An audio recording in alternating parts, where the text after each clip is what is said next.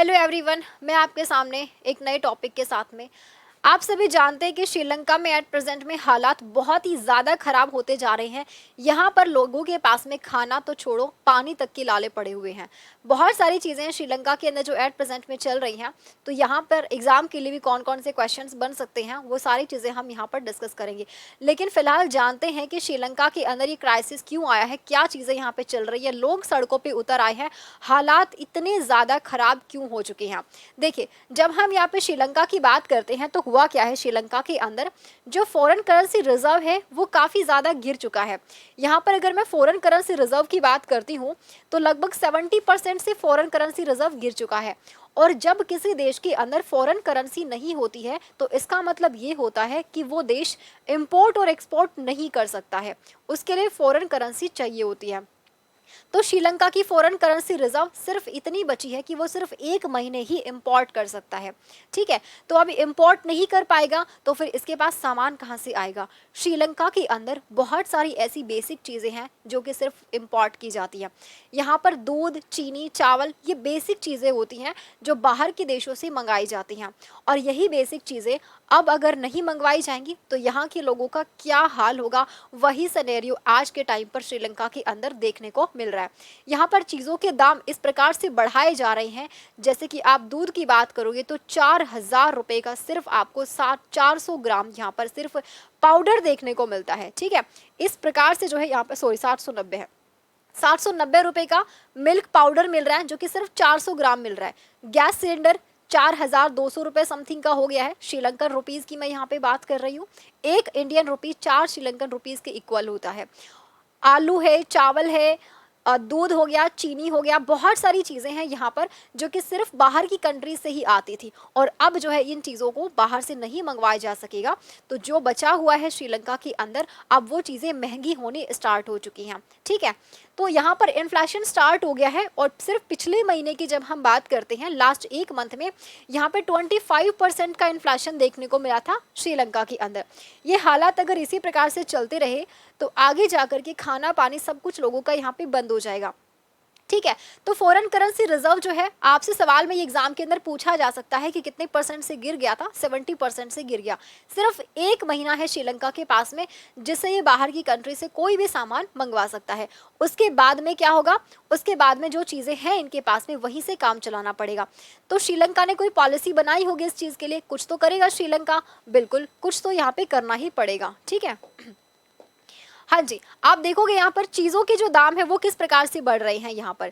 ठीक है, इसके अंदर चावल जो 500 रुपये केजी हो चुका है, चीनी की बात करें 290 रुपये केजी हो चुका है, मिल्क पाउडर 790 रुपये का सिर्फ 400 ग्राम दिया जा रहा है। सिर्फ इतना ही नहीं है, यहाँ पर इलेक्ट्रिसिटी के अंदर भी जो है वो प्रॉब्लम्स हो रही है। इलेक्ट्रिसिटी कट काफ़ी ज़्यादा लग रहा है, पावर कट काफ़ी ज़्यादा लग रहा है यहाँ पे।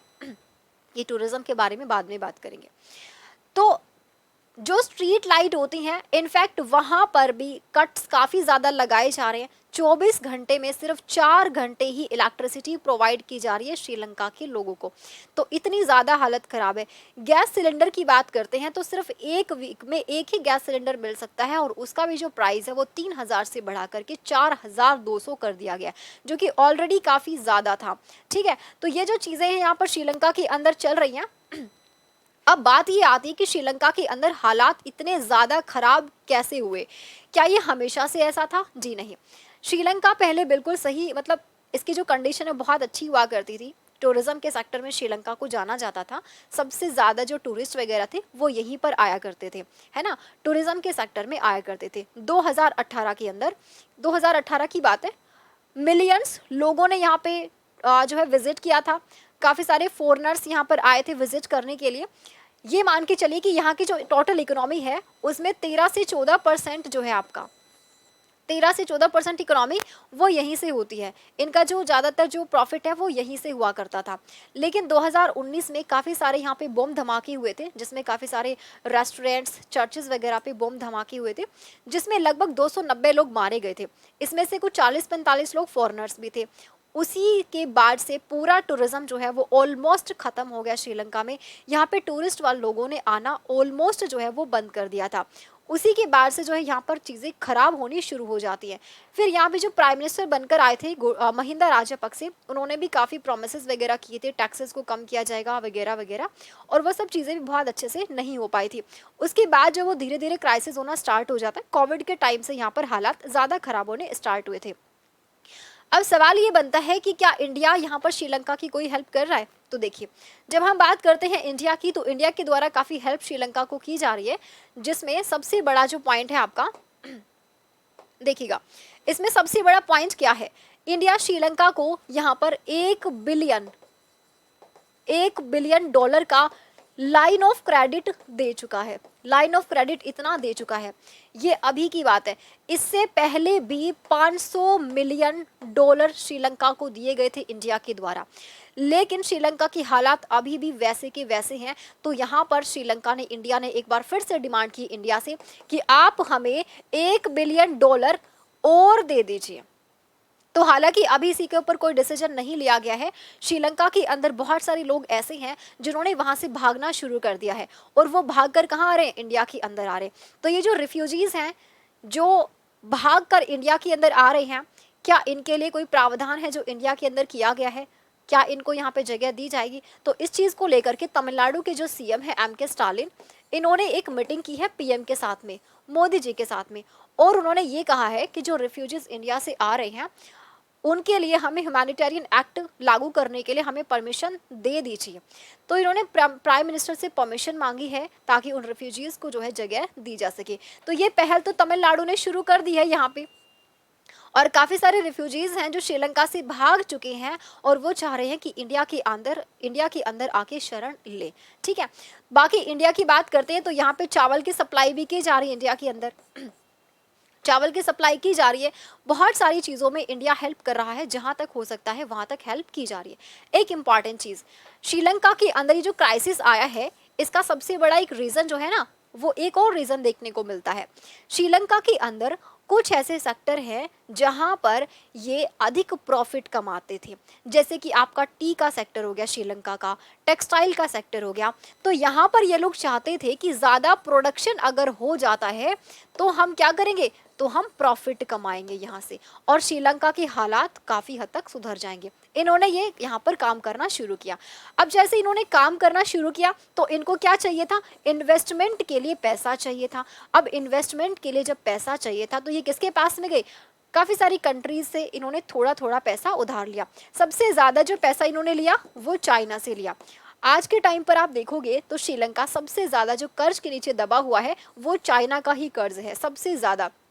लेकिन फिर भी श्रीलंका ने पुरानी बातों को ज़्यादा वैल्यू ना देते हुए चाइना के साथ में एक बार फिर से यहाँ पर बात की है कि हमें थोड़ा सा पैसा और दे दीजिए, पीछे का जो हिसाब बचा हुआ है हम उसको भी जो है कवर कर देंगे, आप उसकी टेंशन ना लीजिए।